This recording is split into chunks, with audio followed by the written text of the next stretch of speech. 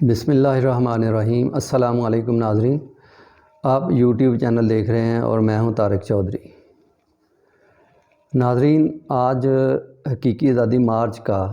چوتھا دن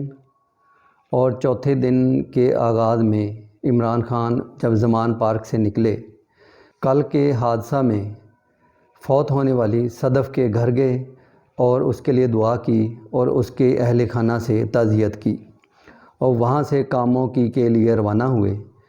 اور کاموں کی پہنچنے پر شرکا کا شکریہ ادا کیا۔ شرکا کا جمع غفیر دیکھ کر عمران خان بہت خوش ہوئے اور انہوں نے ان کا شکریہ ادا کیا کہ مجھے کچھ دیر ہو گئی، راستے میں اتنا رش تھا، اتنے لوگ جمع تھے اس قافلے میں، لاکھوں کی تعداد میں، تو مجھے اسٹیج پر آتے آتے دیر ہو گئی۔ اس پر میں آپ کا بہت شکریہ ادا کرتا ہوں کہ آپ نے میرا انتظار کیا۔ ناظرین، جو کراؤڈ تھا وہ اتنا چارج تھا کہ عمران خان نے خطاب شروع کرتے ہی صدف کے لیے دعائے مغفرت کی، پھر chief election commission of Pakistan کو اڑے ہاتھوں لیا۔ عمران خان نے کہا کہ آپ نے جس توشہ خانہ کیس میں مجھے نااہل قرار دیا تھا، آج عدالت نے میری وہ نااہلی ختم کر دی ہے۔ مجھے یہ بھی پتہ ہے کہ تم نے یہ فیصلہ کس کو مد نظر رکھ کر مجھے نااہل کیا تھا، کس دباؤ میں آ کر آپ نے میرے خلاف یہ نااہلی کا فیصلہ کیا۔ تو آپ جس گھر کے ملازم ہو مجھے یہ بھی پتہ ہے، جس کے کہنے پر یہ سب کچھ آپ نے کیا ہے، تو آج عدالت نے مجھے اس نااہلی سے بری کر دیا ہے۔ اب میں آپ کو کہتا ہوں کہ میں آپ کے خلاف 10 ارب کا ہرجانہ کروں گا، آپ کو عدالت میں لے کے جاؤں گا، وہاں سے عدالت کے ذریعے آپ سے 10 ارب ہرجانہ وصول کروں گا، اور یہ جو ہرجانہ آپ سے بذریعہ عدالت لوں گا تو اس کو میں شوکت خانم کے لیے، شوکت خانم میں جو مریض جن کا فری علاج ہوتا ہے ان کے لیے، نمل یونیورسٹی کے جو طالبات پڑھتے ہیں فری، ان کے لیے میں یہ پیسہ جو نا وہ استعمال کروں گا۔ تو ناظرین، انہوں نے یہ کہا کہ میں یہ ہرجانہ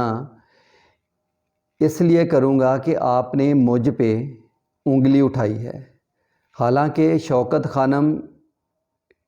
کے جتنے فنڈ آتے ہیں وہ میرے نام پہ آتے ہیں، اور نمل یونیورسٹی کے جتنے بھی فنڈ ہیں وہ بھی میرے نام پہ آتے ہیں۔ تو اس کے بعد عمران خان نے کہا، میں نے مذاکرات کے لیے پاکستان کے صدر عارف علوی صاحب کو اختیارات دے دیے ہیں کہ حکومت اگر میرے جو مقاصد ہیں اس لانگ مارچ کے، اس حقیقی آزادی مارچ کے، اس پہ اگر وہ بات کرنا چاہتی ہے تو آپ کو پورا اختیار ہے، لیکن اگر وہ الیکشن کی تاریخ دینے پہ ایگری ہو تو پھر مذاکرات ہو سکتے ہیں، اس کے علاوہ حکومت کے ساتھ مذاکرات نہیں ہو سکتے۔ ناظرین، کپتان نے یہ بھی کہا کہ آپ کو پاکستان پر جس نے مسلط کیا اور جن طاقتوں نے کیا، میں ان سے مؤدبانہ گزارش کرتا ہوں کہ آپ یہ جو عوام کا جمع غفیر ہے، یہ جو عوام کی آواز ہے، آپ اس کو دیکھیں کہ یہ کس کے ساتھ کھڑے ہیں، تو آپ وہ فیصلہ کریں تاکہ پاکستانی عوام کو انصاف مل سکے اور پاکستانی عوام کو ایک اچھا حکمران مل سکے۔ خدا کے لیے پاکستانی عوام اور ہم بھیڑ بکریاں یا گائے بھینسیں تو نہیں ہیں، ہم انسان ہیں۔ انسانوں کے معاشرے میں انصاف کا قانون ہوتا ہے، اور میں چیف جسٹس صاحب کو اور سلام پیش کرتا ہوں کہ انہوں نے اعظم ہوتی کو سنا، اور میں ان سے یہ بھی گزارش کرتا ہوں کہ آپ شہباز گل کو بھی سنیں کہ ان کے ساتھ کیا ہوا۔ وہ آپ کو سچ سچ بتائیں گے کہ ان کے ساتھ جب وہ پکڑ کر لے گئے تو کس طرح کے معاملات پیش آئے۔ عمران خان نے کرم والوں کا بھی شکریہ ادا کیا اور انہیں کہا کہ میں مصروف ہونے کے ناطے آپ کے پاس نہیں آ سکا، لیکن پھر بھی آپ نے مجھے ووٹ دے کر، اور ناظرین عمران خان نے ان کو یہ بھی کہا کہ آپ نے مجھ پر اعتماد کر کے مجھے جتوا تو دیا ہے، لیکن اب آپ میرے ساتھ حقیقی آزادی کے لیے بھی نکلیں۔ ہم تو لاہور سے نکلے ہیں اسلام آباد کی طرف حقیقی آزادی کے لیے، تو ہم انشاءاللہ حقیقی آزادی لے کر ہی دم لیں گے۔ یہ جو عوام کا جمع غفیر پورے پاکستان سے میرے ساتھ راولپنڈی میں جمع ہوگا، تو انشاءاللہ جیسے ہی ہم اسلام آباد پہنچیں گے تو اللہ تعالی ہمیں حقیقی آزادی کی خوشی دے گا۔ کپتان نے یہ بھی کہا، میں اپنے اللہ تعالیٰ سے اس طرح کی غلامی سے بہتر ہے کہ اللہ تعالیٰ مجھے موت دے۔ اور انہوں نے موت کون سی مانگی؟ انہوں نے کہا کہ مجھے ارشد شریف شہید جیسی موت دے میرے اللہ، نہ کہ گیدڑ والی موت۔ میں تو آپ سے صحافی ارشد شریف والی موت کا طلبگار ہوں۔ ناظرین کاموں کی والوں سے حلف لیا اور لانگ مارچ گجرانوالہ کے لیے روانہ ہوا۔ دوسری طرف حکومت نے اسلام آباد میں 1000 کے قریب کنٹینر لگا رکھے ہیں، کیونکہ وہ چاہتے ہیں کہ یہ جو فتنہ مارچ عمران خان لے کر آ رہا ہے، اس کو روکنے کے لیے حکومت بھی بالکل تیار ہے،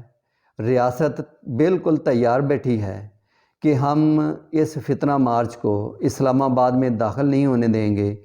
اس فتنہ مارچ کو ریڈ زون میں داخل نہیں ہونے دیں گے، اور عمران خان کے جو مذموم عزائم ہیں اس میں بھی اس کو کامیاب نہیں ہونے دیں گے۔ اور جہاں تک ناظرین مذاکرات کے لیے حکومت نے پہلے 9 رکنی پھر 13 رکنی کمیٹی بنائی، اور دوسری طرف سے Imran Khan P T I کی طرف سے بھی صدر پاکستان کو اختیارات دے دیے گئے ہیں کہ اگر حکومت ایگری ہوتی ہے الیکشن کی تاریخ دینے پہ تو پھر آپ مذاکرات ان سے کر لیں، کیونکہ ہمارا پہلا مطالبہ الیکشن ہے۔ الیکشن کے بغیر ہم یہ جو حقیقی آزادی مارچ ہے اس کو کبھی بھی ختم نہیں کریں گے۔ اور ناظرین ذرائع یہ بھی کہتے ہیں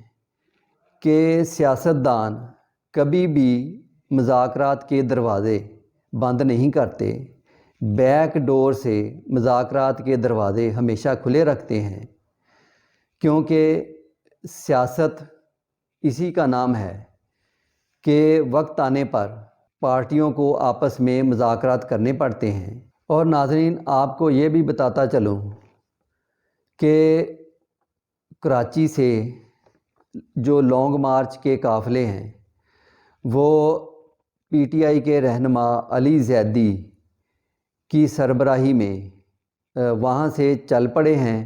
اور وہ حیدرآباد پہنچ گئے ہیں۔ علی زیدی نے یہ بھی بتایا کہ جو حیدرآباد کے لوگ ہیں وہ بھی عمران خان کو ملنے کے لیے بے تاب ہیں۔ عمران خان کے ساتھ یہ جو کراؤڈ چل رہا ہے، جو عوام نکلے ہوئے ہیں، ان کو دیکھ کر وہ بھی بڑے بے تاب ہیں کہ ہم بھی